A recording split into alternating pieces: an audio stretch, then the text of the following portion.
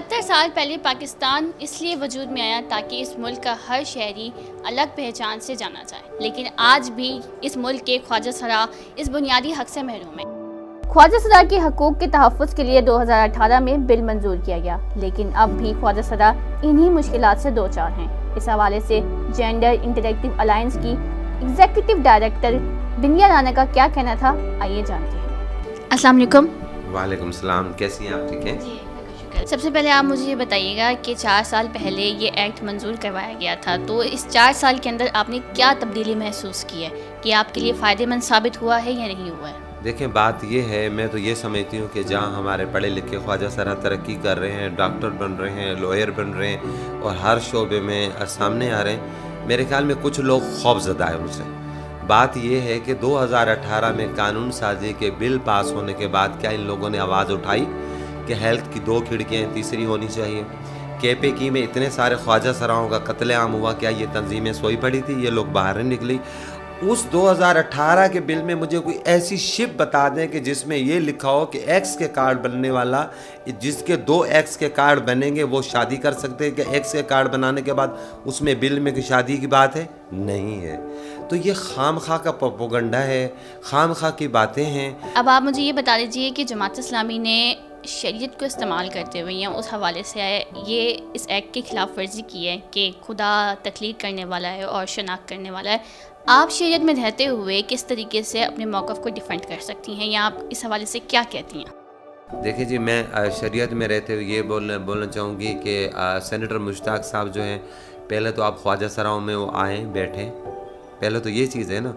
अब आप जी एक चीज़ आप बैठ के और मतलब आप किसी भी कम्युनिटी का बैठ के कमेंट्स दें या ये चीज़ करें तो ये गलत हो गया। तो मैं सेनेटर मुश्ताक को ये बोलती हूँ कि आपने आवाज़ तो उठाइए, और वो ख़ुद कह रहे हैं कि मैं ख्वाजा सराओं का दर्द रखता हूँ। अरे भाई, आप ख्वाजा सराओं के दर्द रखते हैं कि आप मुश्किलात हमारे लिए पैदा कर रहे हैं। तो मैं उनसे मतलब जो है उनसे रिक्वेस्ट करती हूँ सेनेटर मुश्ताक साहब को, आप सियासत किसी और चीज़ पे चमकाएँ, आप क्रेडिट किसी और चीज़ पे चमकाएँ।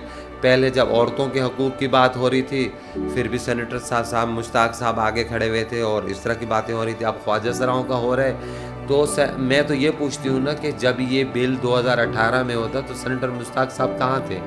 इनकी जमात इस्लामी कहाँ थी? दूसरे कहाँ थे?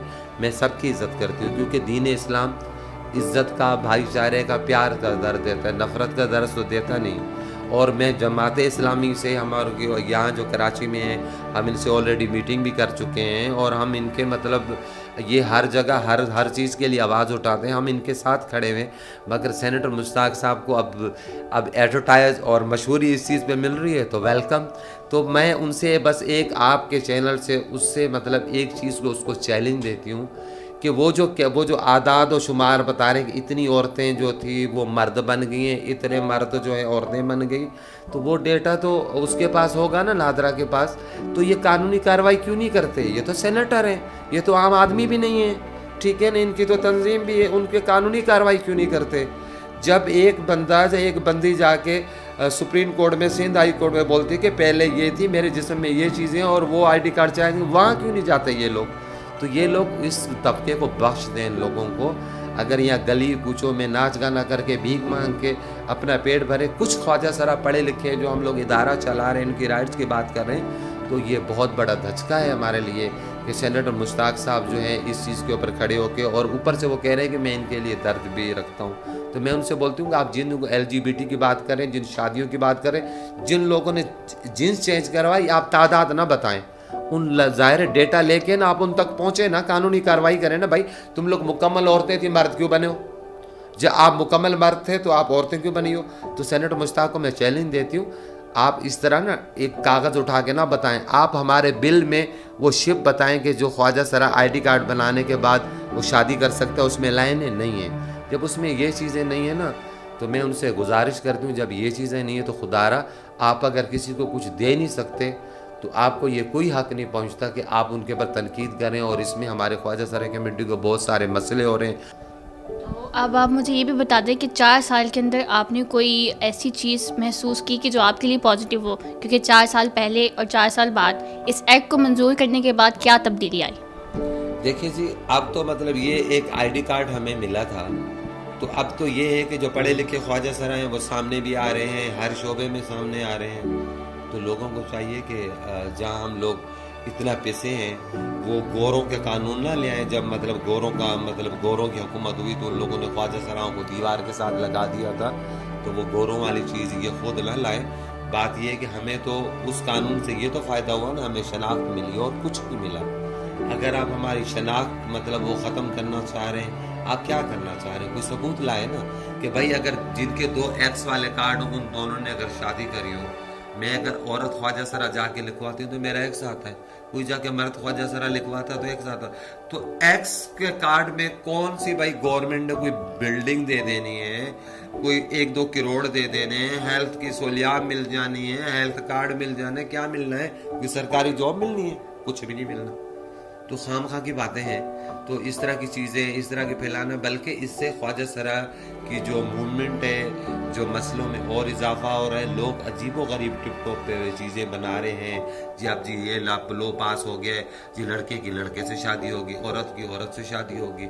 یہاں تو جا کے کورٹوں میں دیکھیں ڈیورس کے اتنے سارے کیس حق مہر کے فائل ہیں کہ آپ کی سوچ گم ہو جائے گی. وہاں ایک عورت ایک مرد یہ باتیں سوچے گا. ارے بھائی آپ اصلی مسئلے پہ آئیں، آپ بے روزگاری پہ آئیں، آپ خواجہ سراؤں کی اویئرنیس کے اوپر آئیں. آپ مطلب دین اسلام کے وہ پہلو نکال کے بولیں کہ اگر ایک نے اولاد پیدا کری 18 سال سے کم عمر بچے کو اگر آپ گرو چیلا سسٹم میں جب باہر دھکیل دیتے ہو، گھر سے نکال دیتے ہو، آپ پہ اللہ کی طرف سے یہ جرم ہے، آپ اللہ کے یہ مجرم ہوں گے. ان کو ایسی باتیں کرنی چاہیے، نہ تو مطلب سیاست چمکانے کے لیے مطلب وہ یہ مطلب اس طرح کی باتیں کرنی چاہیے. میں اس چیز پہ جانا نہیں چاہ رہی ہوں کہ مطلب یہ بولتے ہیں جی حدیث میں ہے کہ فلاں یوں کرو تو لعنت کی. میں کہتی ہوں کہ جو نبی کا کلمہ پڑھنے والا ہے اس کو کوئی دنیا کا انسان لعنت نہیں بھیج سکتا. یہ مذہبی تنظیموں کا تو ہم جانتے ہیں کہ کیا ریئیکشن آئے، لیکن عام انسان خواجہ سرا کو کس حیثیت سے دیکھتا ہے، یا پھر اب لوگوں میں اویئرنیس آ گئی ہے، ان کو بھی خواجہ سراؤں کو بھی عام انسان کی حیثیت سے دیکھا جاتا ہے معاشرے میں؟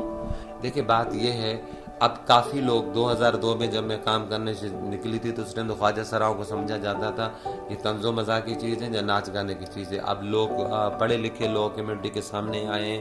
آج کل سوشل میڈیا ہے، ماشاءاللہ لوگ بہت عزت دیتے ہیں، لوگ درد کو سمجھتے ہیں.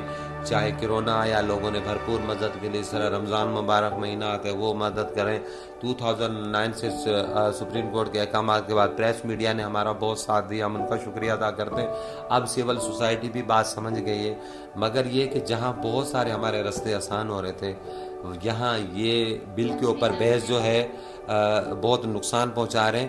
میں بولتی ہوں کہ بہت سارے ایسے جب 2009 میں سپریم کورٹ کے احکامات آئے تو بہت سارے ایسے مولانا ہیں، میں ان کو سلام پیش کرتی ہوں جن لوگوں نے دین اسلام کے بارے میں بتایا کہ مرد خواجہ سرا کا یہ حصہ ہونا چاہیے، عورت خواجہ سرا کا یہ حصہ ہونا چاہیے.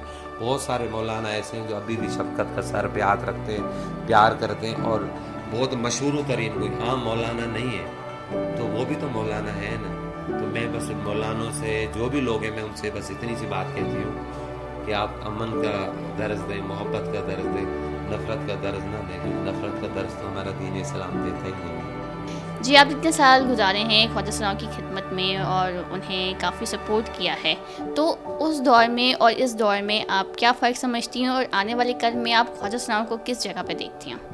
دیکھیں بات یہ ہے کہ 2002 سے کام کرتے ہوئے ابھی جو میں چیزیں سوچتی تھی کہ شاید میرے مرنے کے بعد ہوں گی وہ میرے جیتے جی ہوگی. میں خوش نصیب ہوں کہ میں نے اپنے سامنے ڈاکٹر دیکھے، لوئر دیکھے، بیوٹیشین دیکھے، میک اپ آرٹسٹ دیکھے، بہت کچھ دیکھے جو ابھی پس پردہ ہیں، سامنے نہیں آئے. تو میں سمجھتی ہوں کہ مطلب آنے والے دنوں میں انشاءاللہ تعالی ہمارے لوگ سندھ اسمبلی میں بھی ہوں گے، قومی اسمبلی میں بھی ہوں گے، سینٹ میں بھی ہوں گے، اور ہر اس کاروبار میں، بزنس میں، ہر چیز میں خواجہ سرا ابھی سے ہیں اور انشاءاللہ آگے بھی ہوں گے.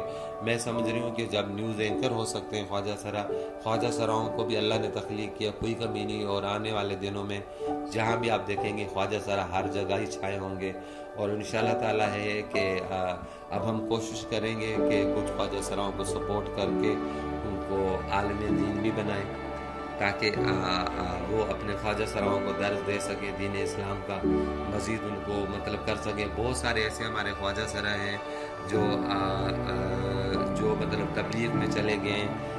ہمیں بڑی خوشی ہے, وہ لوگ بھی آتے ہیں, ملتے ہیں, جلتے ہیں, ایسی بات نہیں. مگر ہمارے خواجہ سراؤں میں ایک بات ہے, ہمارے میں چاہے کوئی ہندو کمیونٹی سے تعلق رکھتا ہو, کرسچن کمیونٹی سے تعلق رکھتا ہو, سکھ کمیونٹی سے تعلق رکھتا ہو, چاہے کوئی مسلم ہو, ہم ساتھ کھاتے ہیں, ساتھ پیتے ہیں, ساتھ بیٹھتے ہیں. اگر کسی کا انتقال ہو جائے اس کے رسم و رواج اسی کی مذہب کی طریقے سے کرتے ہیں.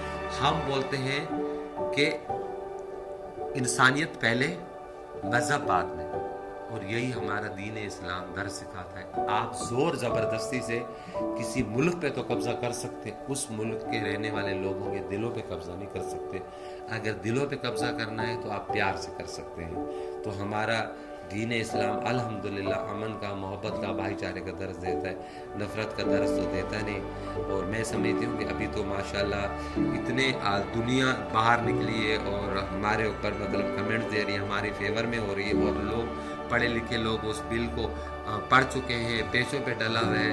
اب تو سینیٹر مشتاق صاحب ہی جب آپ دیں گے یا پھر وہ اس میں شپ میں کچھ چینج کروانا چاہتے ہیں تو سوچیں وغیرہ یہ کہ سینیٹر مشتاق صاحب کو چاہیے کہ پہلے ہمارے ساتھ بیٹھے, بات کریں, پھر آگے بات کریں. چاہے کوئی بھی سینیٹر ہو, اس کو بولیں کہ اب اس کی ایڈورٹائز کافی ہو چکی ہے, اب وہ بس کر دیں.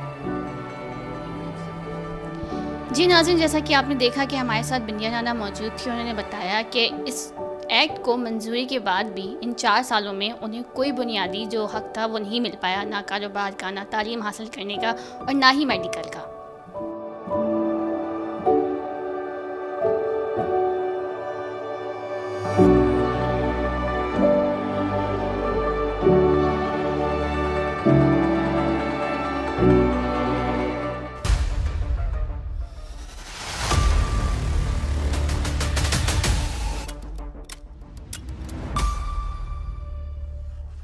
فیض نیٹ ورک, فیض سب کے لیے.